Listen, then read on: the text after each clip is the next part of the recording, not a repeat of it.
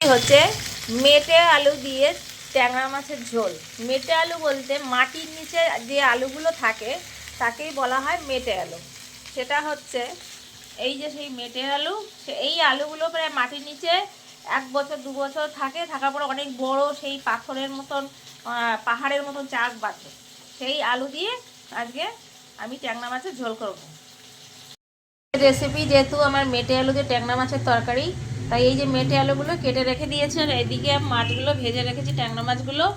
এখন আমি একটু এই আলুগুলো, ওইদিকে কড়াইটা গরম দিয়েছি। কড়াইতে এখন এটা 2 সম্বার দিয়ে রান্না করতে হবে, তাহলেই টেস্ট হবে। আমি একটু জিরাটা বাটা করে নেবো, কাঁচা জিরা, যেহেতু আমাদের বাঙালদের কাঁচা জিরা একটু বাটা, একটু লঙ্কা বাটাটা লাগে, যে কোনো রান্না হলে একটু খেতে ভালো লাগে। আমি কাঁচা জিরা আর এই যে লঙ্কা নিয়ে এখন আমি বাটবো। আমি কড়াইতে তেল গরম করেছি, যেহেতু 2 সম্বর দিয়ে রান্না করতে হবে সেই জন্য আমি তেলে কিছুক্ষণ আমি আলুটা ভেজে নেব।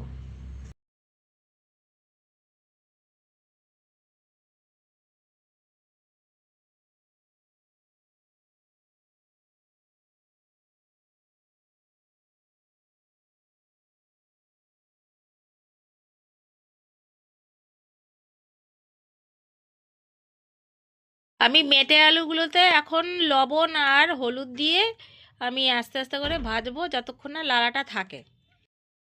আবার মেটে আলুগুলো ভাজা হয়ে গেছে, এখন আমি জল দেব।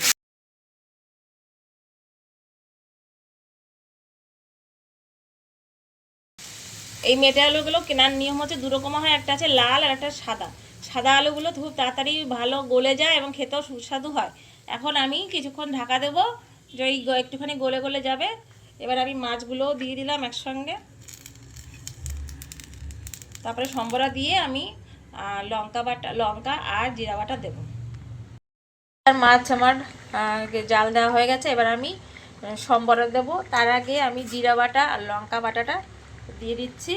দিয়ে দেওয়ার পরে এবার আমি সম্বরা দেবো, সম্বরা দিয়ে আমি নামিয়ে দেবো।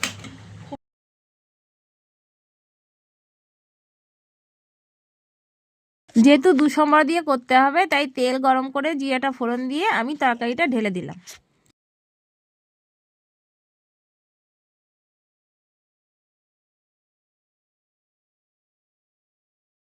এই যে আমার ট্যাংরা মাছ দিয়ে মেটে আলুর তরকারি কমপ্লিট। এখন আমি গরম ভাতে এম্মি এম্মি করে খাবো, সবাইকে পরিবেশন করব।